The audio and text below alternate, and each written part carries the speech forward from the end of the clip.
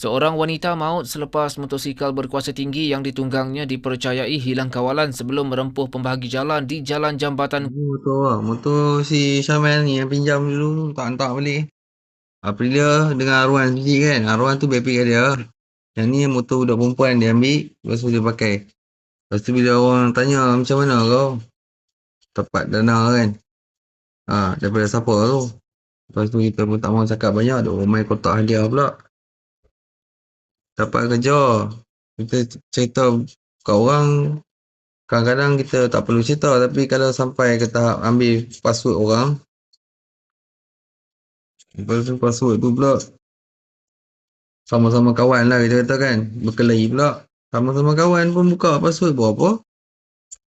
Rupanya buka-buka. Tengok tulis Piala Dunia FIFA. Data dah. Tu password siapa. Hak yang Atikah punya kita buat kat dia itu Google. Dia boleh buka tau. Macam ni pun ada. Aduh. Kalau dah memang jenis tu. Lepas tu dah tak jenis orang tamak macam tu.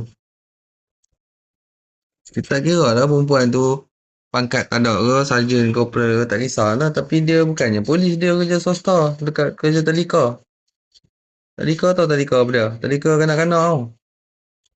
Yang pergi kacau dia baru. Lepas tu ni isu motosikal yang itu hari dulu nama apa? Yang di digital punya tu kan. Berapa kali kita nak buat kerja macam tu kan. Berapa kali. Kalau tak ada saya ni ingat dia tak ada dapat duit nak beli ke bengkel. Tak ada. Nak beli barang produk. Nak tukar kereta pun tak boleh pasal. Dulu naik Vespa dulu. Sebelum tu dia kerja tak kereta. Lepas tu saya panggil apa ni orang suruh pergi ambil dia kat Ender ni. Masa tu saya dah tua pada dia lagi umur saya. Tengok dia kat Ender ni, tengok dia kata boleh jadi kerja polis kot tu. Bagi ke kerja apa ni askar ke.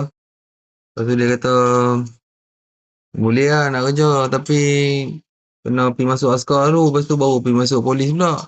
Kalau tidak tak boleh kerja saya kata dia. Lepas tu dia buat kat kita pula. Pandai-pandai pula boleh buat apa uji taekwondo pula. Kita orang bagi kamu kemudahan. Data dah orang cerita dah ni. Kamu Syamel. Sekolah mana? Saya tak cakap kamu sekolah lain. Saya cakap kamu sekolah apa? Negeri kan? Lepas tu? Ada tak saya cakap kamu ni apa sekolah cacat ke? Sekolah khas tu cacat terancak kan? Budak-budak kelas bodoh tu ada tak? Tak ada kan? Lepas tu ada tak? Saya tanya kamu. Saya tanya kamu apa? Pasal apa? Pasal kamu pasal apa ni? Tentang tarif cukai-cukai.